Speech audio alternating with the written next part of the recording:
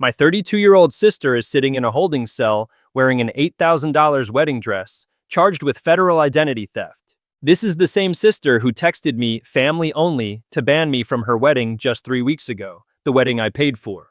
All $45,000 of it. Here's what makes this insane. While I was wiring money for dress fittings and venue deposits, trying to be the supportive big sister, I didn't know she was in our parents' basement practicing my signature on camera. Not once, dozens of times. My unemployed brother-in-law stood beside her, correcting her pen strokes so she could forge loan documents worth $500,000. In my name, I'm a cybersecurity engineer with federal clearance. I hunt financial criminals for a living, and my own family thought they could steal my identity, take out a $500,000 business loan, using my credit, ban me from family events, and somehow I'd never noticed the digital fingerprints they left everywhere.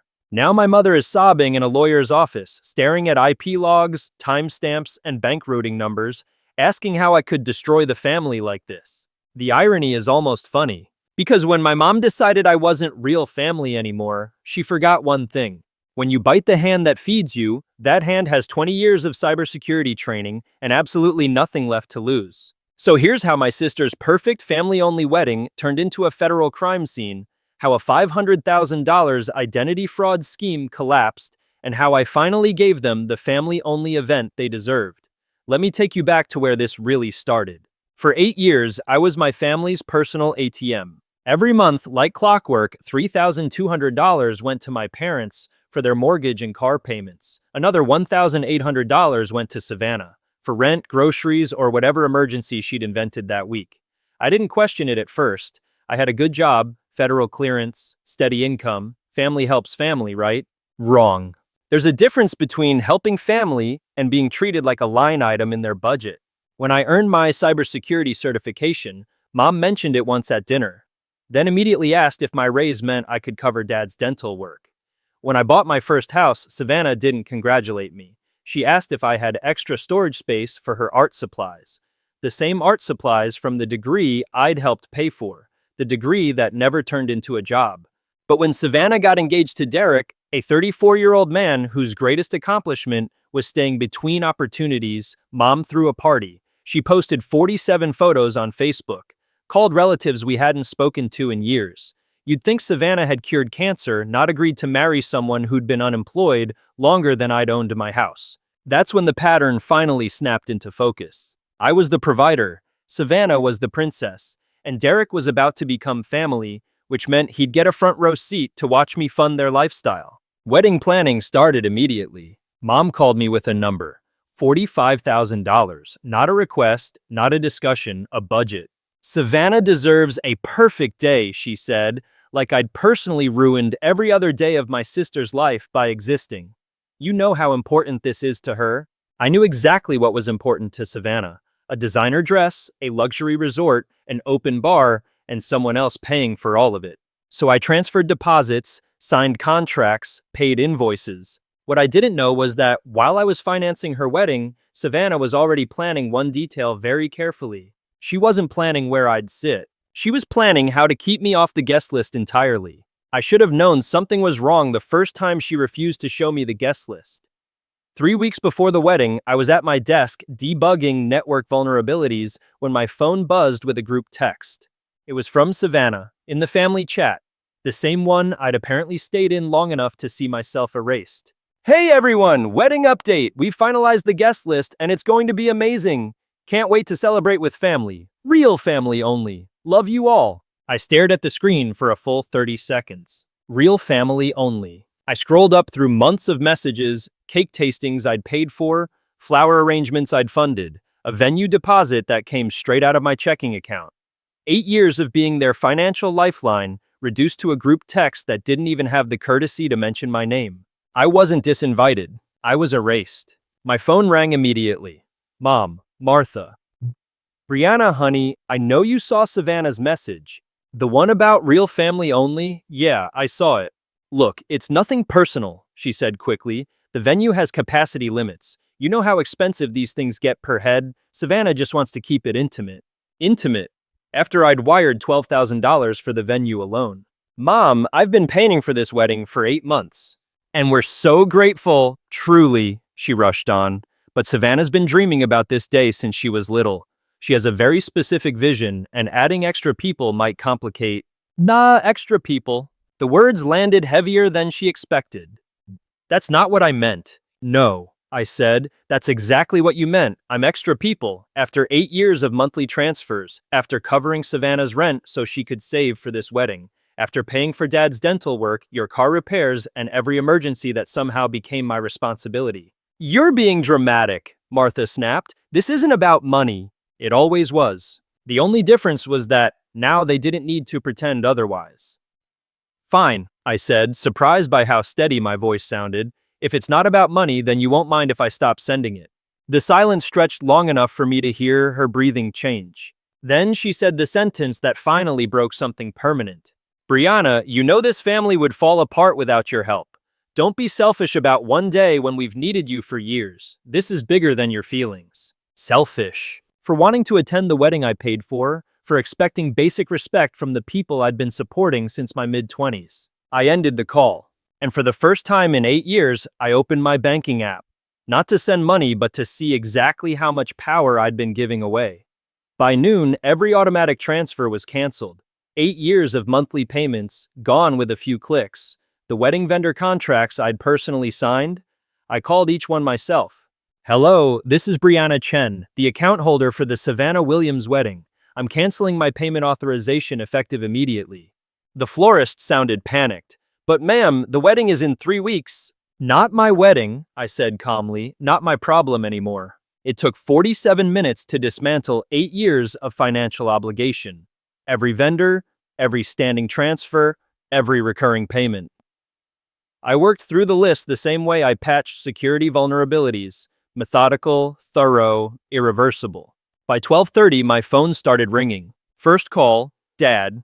Walter's voice was shaky. Brianna, sweetheart, there's been some kind of banking error. The mortgage payment bounced. No error, Dad. I stopped the transfer. But we counted on, we always work things out as a family. You don't have to punish everyone over a misunderstanding about a guest list. It wasn't a misunderstanding. Savannah was very clear, real family only. Your mother didn't mean. I ended the call. 15 minutes later, Savannah. She was crying so hard her words blurred together. Bree, please, the caterer wants the final payment tomorrow. The florist is canceling. Derek's having a panic attack. Derek should try having a job. That's not fair. You know he's been looking for 3 years? This is my wedding day. How can you be so cruel? It's your wedding day, I said evenly, so you should probably figure out how to pay for it yourself. But I can't afford. Then maybe you shouldn't have decided I wasn't family enough to attend. I hung up again. By evening, they'd clearly regrouped. The guilt campaign came from everywhere. Extended family, Savannah's friends, even people I barely remembered. Everyone had an opinion about family loyalty and once-in-a-lifetime moments. Then Martha texted, Fine, Brianna, be selfish, but don't think this family doesn't have other options. We survived before your fancy job, and we'll survive after. Some of us know how to take care of family without keeping score. Other options. I stared at the screen longer than I should have. Martha sounded far too confident for someone whose budget had just collapsed overnight. Too calm for someone facing mortgage defaults and vendor cancellations. I'd spent my career hunting financial criminals. I knew that tone. That night I did something my security clearance technically required, but I'd never bothered with at home. I ran a full credit check on myself. What I found didn't just make my blood run cold. It made one thing painfully clear. My family hadn't just been using me as their personal ATM. They'd been using my identity to build one of their own. The loan hit me first. $500,000 from First National Bank, approved 3 weeks earlier. A business loan for Chen Digital Consulting, a company that didn't exist. Using my social security number, my credit history, my spotless financial record. The application listed an IP address I recognized instantly. My parents' house. I leaned back, staring at the screen. This wasn't random identity theft. It was deliberate, surgical. They'd used my federal background checks, my security clearance, and 8 years of perfect credit to leverage $500,000. And they'd done it the day before Savannah sent that real family-only text. My hands moved on instinct. If there was one unauthorized loan, there would be traces everywhere. Network logs, device fingerprints, login timestamps. They had no idea who they were stealing from. I pulled up my home network monitoring system, the one I'd installed out of professional habit, not paranoia. The log stretched back 6 months. What I saw made my stomach drop. Unauthorized access attempts from multiple locations. My parents' house, Derek's apartment, Savannah's place. Logins to my banking portals, my credit monitoring service, my tax software, some blocked by two-factor authentication, some successful. This wasn't opportunistic. They'd been planning it for months. I dug deeper, running forensic scans like I would for a corporate breach. Password reset attempts, account recovery emails. Someone had even tried to clone my SIM card. The email drafts were worse. Hidden in Martha's draft folder, accessible because she'd used my home computer during family dinners, were months of unsent messages. Coordination, not panic. To Derek, she never checks her credit, too trusting. To Walter, we need a backup plan if she gets difficult. To Savannah, keep her distracted with wedding planning while we handle the business side. One draft spelled it out. By the time she notices the loan, it'll be too late. She won't risk destroying Savannah's wedding over money. She never has before. The wedding wasn't just a celebration, it was camouflage. But the smoking gun was waiting in my cloud backups. Security footage from my parents' home system, the one I'd installed last Christmas to protect them from break-ins. Footage I could access remotely because I trusted them. The timestamp showed last Tuesday. Derek's car in the driveway, the kitchen table covered in paperwork, Savannah sitting across from him with a stack of documents. Practicing my signature.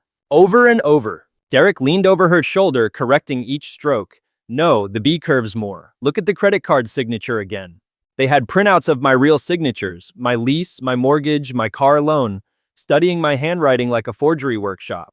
Savannah laughed. This feels like a spy movie. Just keep practicing, Derek said. Your sister's too smart to fool with amateur work. Too smart to fool.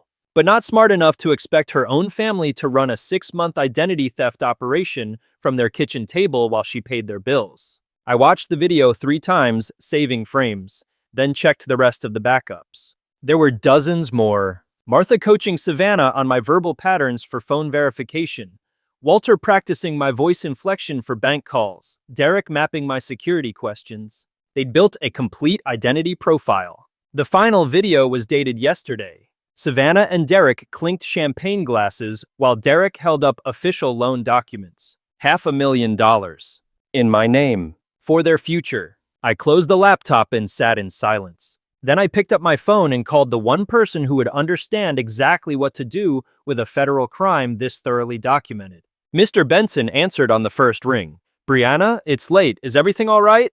Mr. Benson had been my attorney for 3 years, corporate contracts, security clearance renewals, the boring professional parts of my life. But the moment I started explaining what I'd found, his tone sharpened. How much evidence are we talking about? Everything, I said. Digital forensics, video footage, email coordination, bank records. It's not circumstantial, it's documented. They recorded their own crime. There was a pause. Can you be in my office tomorrow morning? He asked. And Brianna, don't touch anything else tonight. Don't delete, don't download, don't even screenshot. If this is what I think it is, chain of custody matters. I didn't touch the evidence. Instead, I built a timeline. 8 years of financial support. Monthly transfers averaging $3,200 to my parents. Another $1,800 to Savannah. Over time, it added up to $384,000. Wedding expenses, $45,000. Total, $429,000. Money I'd given freely, money they'd apparently decided was only the beginning. The identity theft started 6 months ago, right when Derek moved in. Right when Savannah stopped asking for help and started expecting it. Right when Martha's emergencies shifted from occasional to weekly. Every dollar I'd sent them had been practice. But the wedding timeline was what made the pattern undeniable. January, Derek proposes. Martha asks casually what my current salary is. February, wedding planning begins. First login attempts on my banking accounts. March, venue deposit requested. Password reset attempts on my financial apps.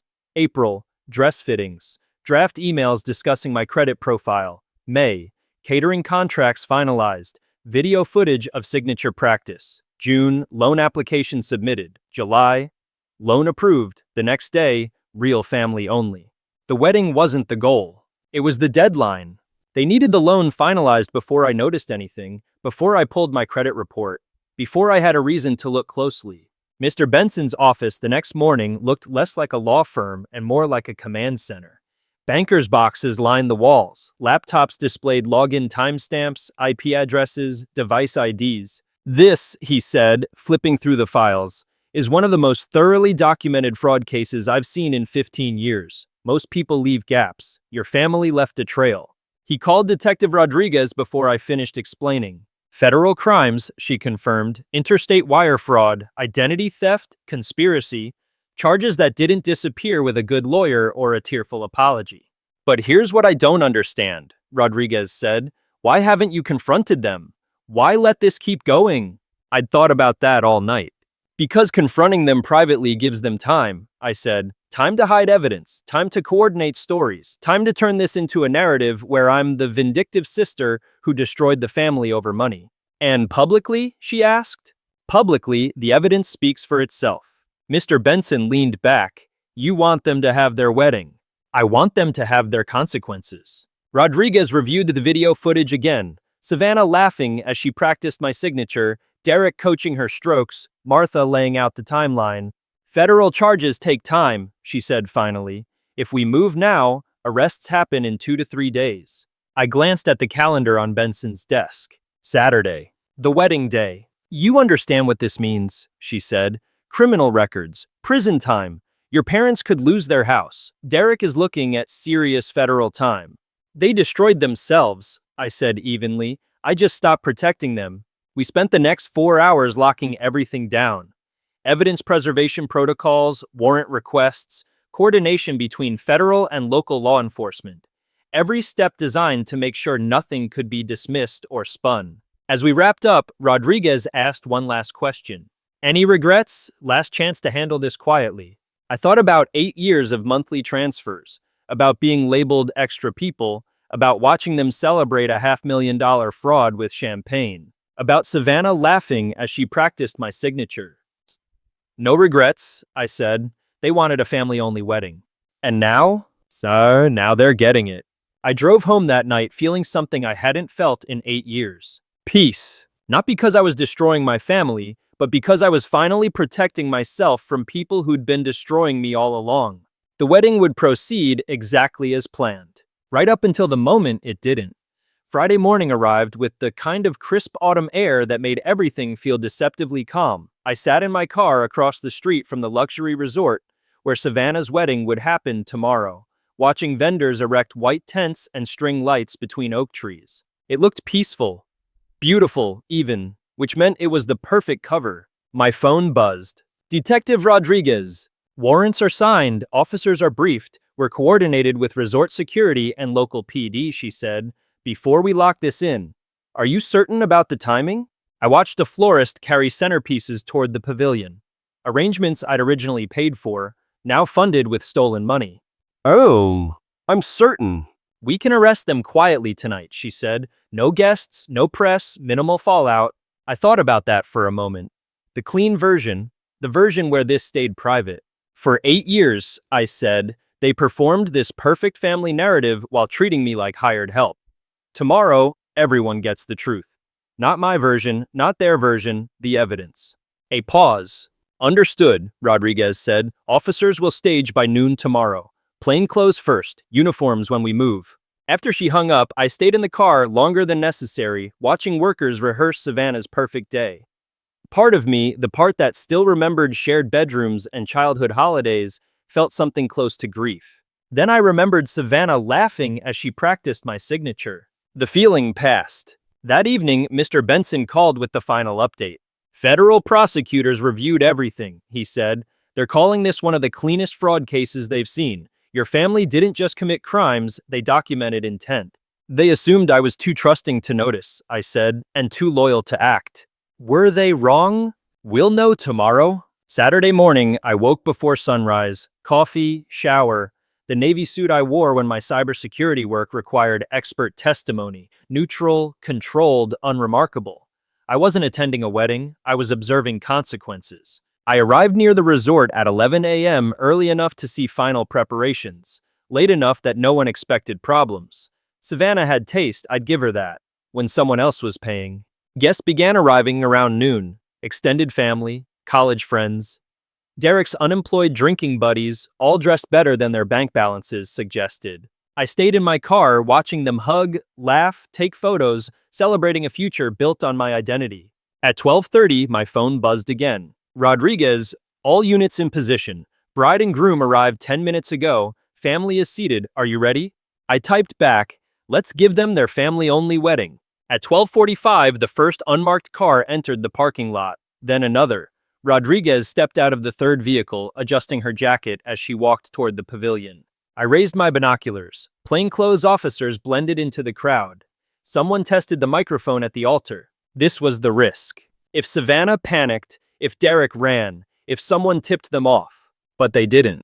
Because people who've never faced consequences don't recognize danger until it's standing right in front of them. My phone rang one last time. Brianna, Rodriguez said quietly, we're about to move. Ceremony started 2 minutes ago. Confirm timing.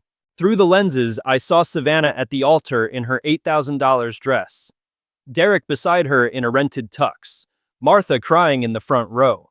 Walter straightening his tie. All of them smiling, all of them confident, all of them spending money they stole from the person they decided wasn't real family. Perfect timing, I said. Copy that, Rodriguez replied, moving in 60 seconds. I hung up and started my engine. Time to see how a family-only wedding really ends. I parked where I could see everything but remain invisible. The ceremony started exactly on time. Savannah had never been able to resist her own spotlight. Through my binoculars, I watched the officiant raise his hands as guests settled into white folding chairs. Savannah looked radiant in her $8,000 dress, paid for with stolen money. Derek stood beside her, grinning like he'd won the lottery, which technically he had $500,000 worth. Martha dabbed her eyes in the front row, performing the role of proud mother flawlessly. Walter adjusted his boutonniere, already calculating how long he could avoid working now that the loan had gone through. None of them looked nervous. None of them checked their phones. None of them sensed danger. They had no idea what was coming. Dearly beloved, the officiant began, his voice floating across the manicured lawn, we are gathered here today to celebrate the union of Savannah and Derek. I checked my phone, 1:03 p.m. What in the presence of family and friends who love and support them? Family and friends. I wondered how many of those guests knew about the loan. How many had been told I was too busy to attend? How many believed whatever story Martha had crafted to explain my absence? If anyone has a reason these two should not be joined in marriage, that was when Detective Rodriguez stepped into view at the edge of the pavilion. She moved calmly, professionally, flanked by 2 uniformed officers. No sirens, no shouting, just the quiet arrival of consequences. The officiant stopped mid-sentence. Savannah's smile faltered. Derek's grin collapsed. Martha half stood, then sat back down, confused. Savannah Williams. Derek Thompson. Rodriguez's voice cut through the air like a blade. You are under arrest for federal wire fraud, identity theft, and conspiracy. Silence. For 3 full seconds, no one moved. The only sound was wind through the oak trees. Then chaos. Savannah screamed, raw, disbelieving. Derek stepped back like he might run, then froze as officers closed in. Martha leapt to her feet, shouting, "There's been a mistake!" While Walter went completely pale. "Hands behind your backs," Rodriguez said, calm and inevitable. "This is my wedding!" Savannah shrieked as the cuffs clicked shut. "You can't do this! It's my wedding day!" "Ma'am, you have the right to remain silent." Derek's legs gave out. He slumped forward, whispering, "This can't be happening." Over and over. Guests stared, phones raised, filming everything. Social media would explode within minutes. Rodriguez raised her voice so everyone could hear. These individuals are charged in connection with a $500,000 fraudulent loan obtained using stolen personal information. Martha rushed forward. "Officer, please, this is a misunderstanding. These are good people. This is a family celebration." "We have video evidence of signature forgery," Rodriguez replied. "Digital logs of unauthorized access, email coordination of the fraud. The evidence is overwhelming." Martha stopped mid-sentence. Her eyes scanned the crowd, searching for someone missing. Someone who should have been there. "Brianna," she whispered. Then she screamed my name like an accusation, like a curse. Brianna! As Savannah was led away in her wedding dress, she twisted back toward the guests. Tell them this was not our fault, she shouted. Tell them we were forced into this. No one answered. They were too busy filming the collapse. Martha turned to the stunned crowd and did exactly what I knew she would do. My other daughter did this, she cried. She's jealous, vindictive. She couldn't stand seeing Savannah happy. Ma'am. Rodriguez hadn't left. She stood directly behind Martha, holding up a tablet. Would you like to explain this footage instead? She asked. The one showing your family coordinating identity theft for 6 months. The same family that banned the victim from this wedding. Martha's mouth opened. No sound came out. The officiant cleared his throat weakly. Should we reschedule? I rolled down my window. No need, I said, stepping out of my car so everyone could see me. This is exactly what a real family-only event looks like. Martha spun toward me, her face twisted with rage and humiliation. How could you do this to us? She screamed. We're your family! I walked to the edge of the pavilion, stopping where every guest could hear me. You're right, I said calmly. You are my family. For 8 years, I had treated them like it. I supported you, trusted you, paid for your lives. I gestured toward the empty altar, the overturned chairs, the scattered rose petals. This is how you treated me back. For years, my worth had been transactional, measured in transfers, deposits, emergencies. Today, that ledger finally closed. Savannah was driven away in her wedding dress, Derek in handcuffs, Martha standing alone in front of an audience that finally understood. The wedding was over, the fraud was public. And for the first time in 8 years, I wasn't paying for their lives anymore. I got back into my car, rolled up the window, and drove away. Finally in control of my name, my money, and my future. That was 18 months ago. The legal fallout came quickly once the evidence spoke for itself. Derek was sentenced to 4 years in federal prison for conspiracy and wire fraud. Savannah received 3 years plus restitution she'll never realistically be able to pay. Her lawyer tried to paint her as a victim, but the prosecution played the videos, Savannah laughing as she practiced my signature. The argument didn't survive that moment. Martha and Walter didn't go to prison, but they lost the life they'd been living. Without my transfers or the stolen money, the bank foreclosed within 6 months. They're renting a 1-bedroom apartment now. Walter works night shifts at a warehouse. Martha works retail. They've tried calling, texting, showing up at my office once, crying about forgiveness. Security escorted them out. Boundaries only work if you enforce them. I kept my job and then got promoted. Senior cybersecurity analyst, better salary, better benefits. I bought a new house in a different neighborhood, changed my number, and started over. People ask if I feel guilty. I don't. I grieved my family long before that wedding. Every month I sent money they never thanked me for. Every time my love was treated like a transaction. By the time I exposed the fraud, I wasn't destroying my family. I was admitting they'd already destroyed themselves. The money I used to send them now goes into savings, investments, and a future that belongs to me. Last week, I received a wedding invitation from a college friend. For a moment, I hesitated. Then I RSVP'd yes. Because this time, I know I'll be welcome. This time, I'm attending as a guest, not an ATM. And this time, when someone says family only, I'll be sitting exactly where I belong.